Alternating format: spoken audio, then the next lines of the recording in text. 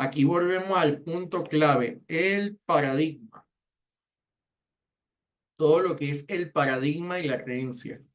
Napoleón le dijo a ese señor, Fulton, que no era posible navegar contra el viento.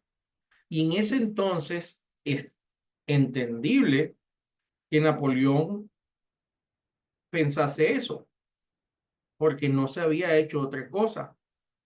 También está la historia famosa de que cuando Berta Benz sale con su carruaje sin caballo, la gente la miraba como un bicho raro, porque era un carruaje sin caballo. La gente pensaba hasta que eso era brujería.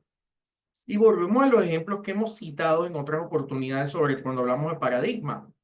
Todos los años que pudo tardar el que se utilizara el compact disc, o sin ir muy lejos, se desarrolló un disco duro pequeño, muy pequeño, en los años, creo que 70 para 80, y no sabían qué hacer con ellos.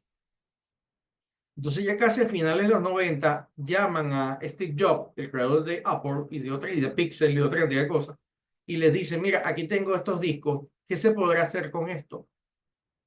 Porque no era funcional en aquel momento tener un disco tan pequeño que podía tener un costo mayor que el de uno grande. Entonces no hacía falta uno pequeño.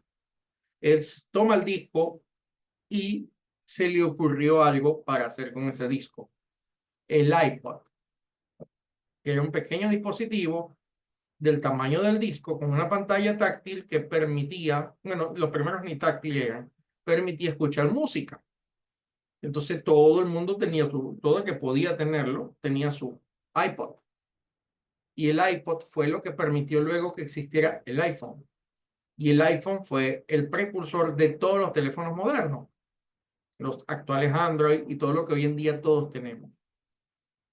Pero fíjense que todo nace ante una visión de alguien que vio que se podía hacer algo con algo fuera del paradigma.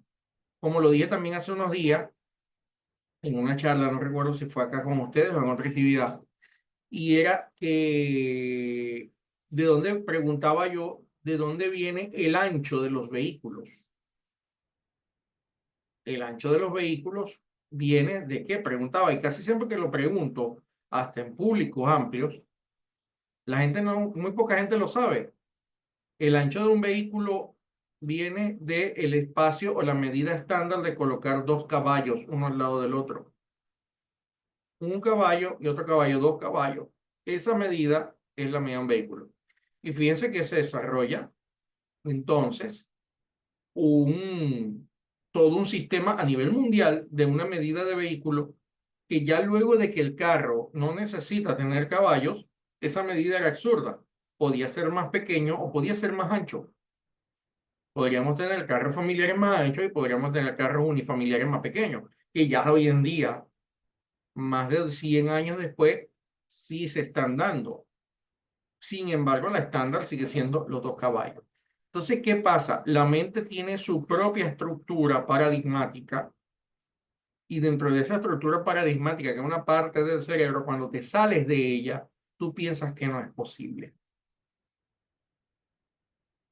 ¿Por qué? Porque ya precisamente estás hasta o estás sugestionado por el sistema y por las creencias con que eso no es posible.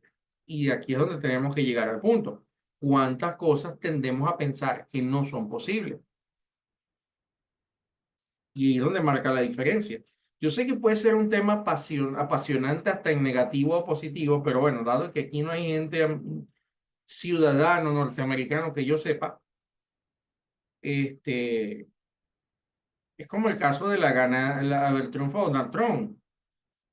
Nadie se imaginaba que él iba a volver a ganar. O sea, no hoy, ya en los últimos días sí, pero Trump venía, o sea, lo han intentado matar, le, le colocaron cargos penales. Quizás hace 3 años o 2 años todo el mundo se imaginaba que este tipo estaba hundido, pero ese tipo, un tipo, más allá de si es bueno, si es racista, si no, si quiere o no los latinos, ese tema no me interesa como tal plantearlo ahorita, pero el tipo es un hombre que a lo largo de su vida, todo lo que ha querido, lo ha alcanzado.